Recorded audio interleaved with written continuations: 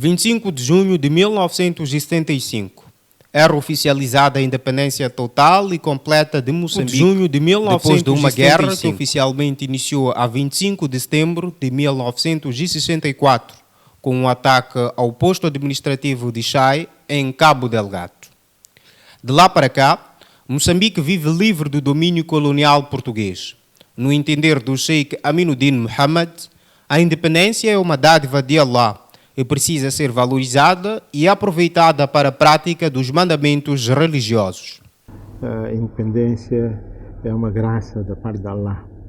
Omar costumava dizer aos sahabas, quando dava a importância da liberdade, ele dizia: "Matasta'abadtum an-nas faqad waladathum ummahatuhum ahraran." Todos nós nascemos livres, todos. Seres humanos no mundo, todos nasceram livres, mas circunstâncias depois surgem em que a pessoa, quando se apercebe, vê que afinal está encurralado, está preso ou está colonizado e assim sucessivamente, né? Portanto, a liberdade, a verdadeira liberdade é uma grande bênção da parte de Allah, né? Posso dizer que depois do imã em Allah, a grande bênção que o ser humano tem é a liberdade. Por quê? Você tendo imã, mas não ter liberdade, dificilmente você vai conseguir aplicar as exigências daquilo que é o imã, né? Porque o imã exige de ti cumprir, por exemplo, o salat, cumprir o hajj. Nós sabemos, há países em que muçulmanos são proibidos de ir para o hajj, por exemplo. São proibidos de fazer salat, são proibidos de mandar os seus filhos para as madraças estudar o Corão, e assim sucessivamente. Então daí vem a importância da liberdade, né? O Islã em Moçambique é fruto de uma longa história ligada às presenças asiáticas na costa do Oceano Índico, antes mesmo da presença dos portugueses. Sobre isso, o nosso interlocutor lamenta a falta de registros históricos. Contudo, tratou de explicar como era o Islã no país antes da independência. De facto, o Islã entrou em Moçambique há muito tempo, muito antes de nós nascermos, né? Não temos história registada. Aliás, depois de muita pesquisa que a gente tenta fazer também, dificilmente encontramos dados para saber exatamente quando é que o Islã entrou e como é que o Islã esteve aqui antes da chegada do colonialista, dos portugueses. Não temos dados nenhuns, porque talvez propositadamente tudo foi destruído para não deixar rastros, né? Mas certamente que algumas coisas ficaram. Por exemplo, o nome do próprio país, a moeda, mescal, por exemplo, e assim sucessivamente.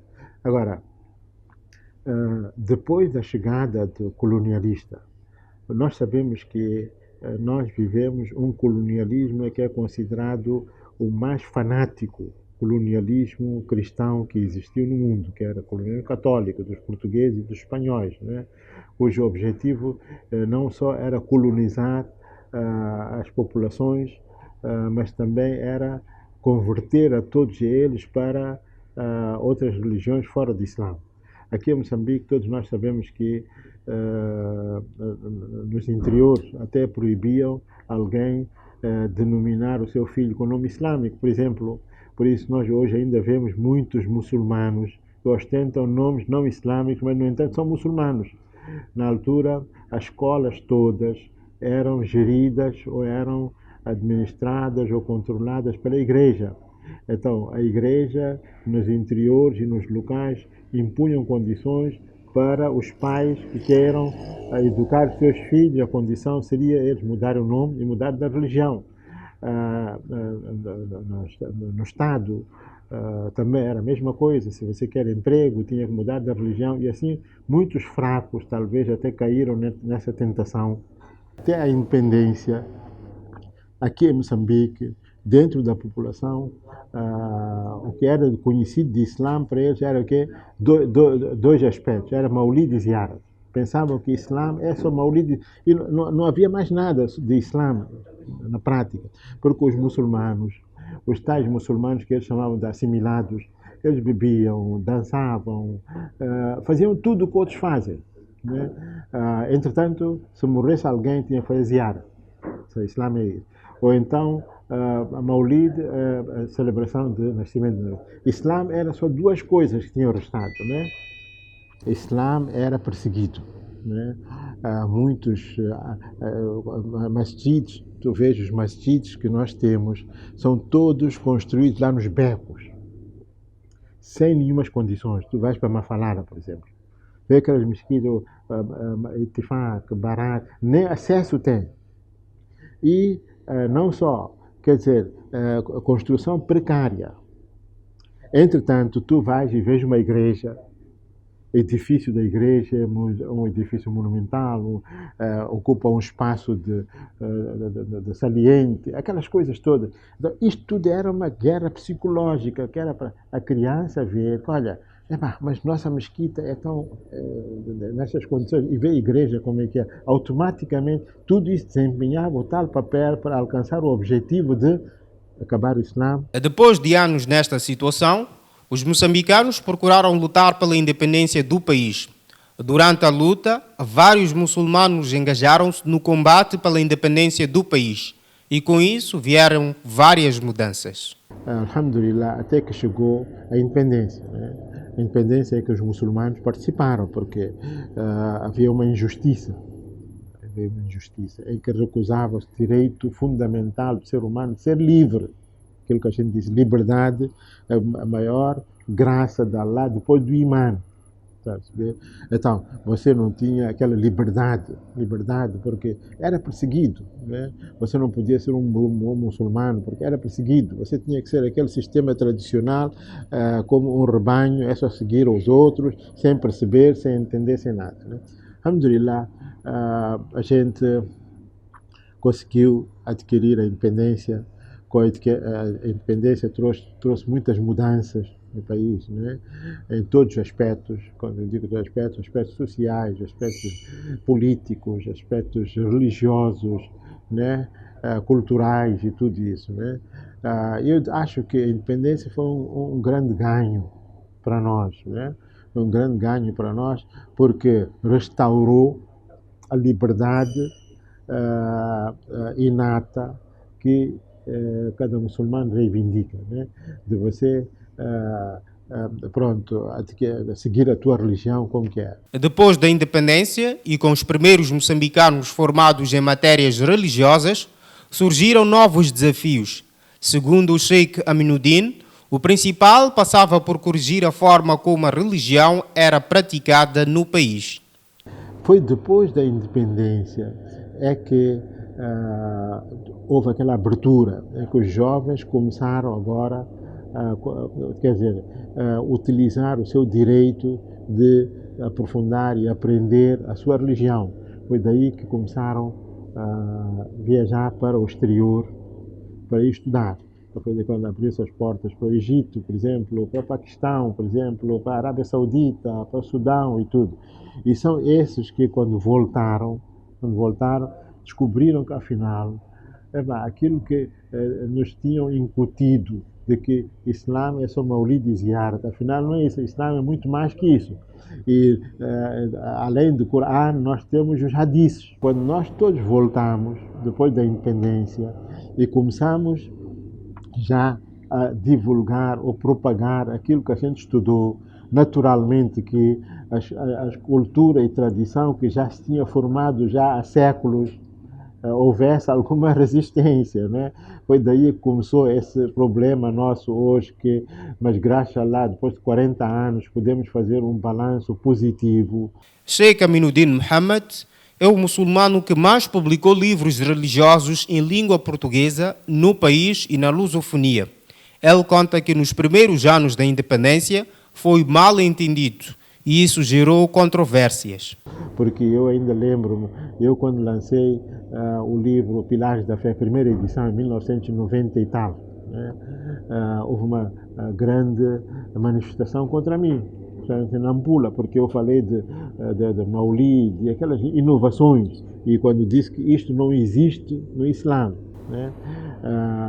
Na altura havia muito, o que reinava aqui eram, já que não havia, quando não há conhecimento verdadeiro, Então, aquele espaço deixado é preenchido pelas falsas noções, porque tem que haver alguma coisa para ocupar a população.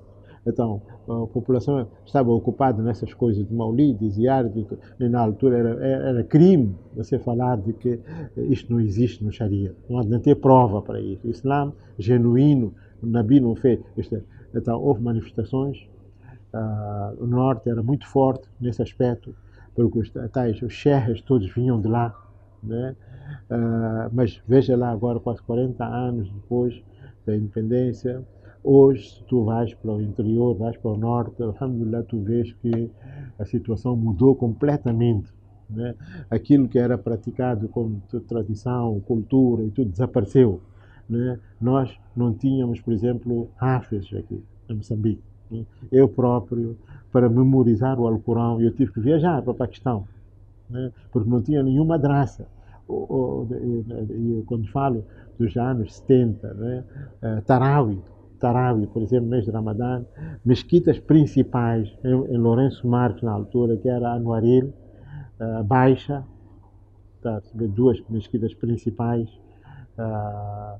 era feita por hafez importados da Índia, de fora, não tinha nacionais. E se eu falo de Lourenço Marques, que está nas províncias, era muito pior, né? Passados 48 anos de independência, o nosso entrevistado, que acompanhou a evolução da religião islâmica neste período, avalia positivamente o estado do Islã no país. Entretanto, novos desafios surgiram. Eu acho que, alhamdulillah, quem faz um balanço, né, lança um olhar muito superficial, ele chega à conclusão que, alhamdulillah, com a independência houve ganhos e nós, como muçulmanos, alhamdulillah, ganhamos com isso. Hoje já estamos praticamente autossuficientes nesta matéria. Nós, por exemplo, a gente já produz álimos localmente e não só. Estamos a exportar álimos. Nossos álimos produzidos em Moçambique já estão em Portugal, já estão em Brasil, já estão noutros países de PALOP, está a perceber? Já é muito bom, né? Eu não sei se a situação em que a gente vivia antes da independência, se continuasse, se teríamos chegado a este ponto ou não, né? Portanto, eu acho que a situação melhorou. É preciso manter, mas para a pessoa não ficar muito também animada, só vou acrescentar, não é? Que se por um lado a parte de Din aumentou, o Islã melhorou, o Shaitan também desenvolveu-se mais, sofisticou-se mais também, né? Porque enquanto naqueles tempos não havia tantas, por exemplo, barracas, casinos, prostíbulos e tudo, né? Estou a falar daqueles tempos, né? Hoje, cada canto tem uma barraca, tá? Tem cada casino, por exemplo, tem prostíbulos, tem tanta coisa. Quer dizer, é para dizer que nós, como muçulmanos, temos que continuar a estar atentos e não pegarmos num aspecto só e dormirmos debaixo da sombra da bananeira e dizer que já está tudo normal. Não. O desafio continua. O trabalho tem que ser permanente, né? E há muita gente ainda hoje, né, que precisa de ser ensinada, precisa aprender, precisa de esclarecimento. Já que estamos a produzir muitos álimos, todos eles têm esta tarefa árdua de fazer chegar as pessoas, e todos agora temos muitos meios de comunicação, está que vocês têm televisão, por exemplo, nós temos a TVM, temos outros tantos canais que andam por aqui. Há possibilidade de cada um, dentro das suas, da sua possibilidade, ir e fazer um programa acerca do Islã. Há aquelas dúvidas que se levantam. Se naqueles tempos as dúvidas eram acerca de Maulid e arte, hoje já está ultrapassado isso. Isso já está completamente ultrapassado, porque a nova geração já é uma geração intelectual. Dúvidas deles são outras. Sabe? Dúvidas acerca da existência de Deus, por exemplo, acerca da vida depois da morte, quer dizer, desafios também sofisticaram. Portanto, para dizer que o trabalho até agora correspondeu àquilo que eram desafios da altura, né? Melhorou muito a situação, mas agora há novos desafios. E os álimos da atualidade tem novas tarefas agora de combater essas teses e teorias falsas que estão a atacar a nossa juventude de outra maneira, né? Estão a desviar os nossos filhos de outra maneira, né? Então, desafios mudaram, mas a essência mantém-se, né? O muçulmano tem que trabalhar para o seu bem e o bem da humanidade na generalidade, salvar a si próprio, salvar a família, salvar os outros, né? Refira-se que nos últimos tempos a religião islâmica tornou-se muito visível publicamente e muito importante em Moçambique. Diversas mesquitas foram construídas nas cidades e no campo e o número de muçulmanos tem vindo a crescer. Na marcha, faz tão bem. Na marcha, faz tão bem.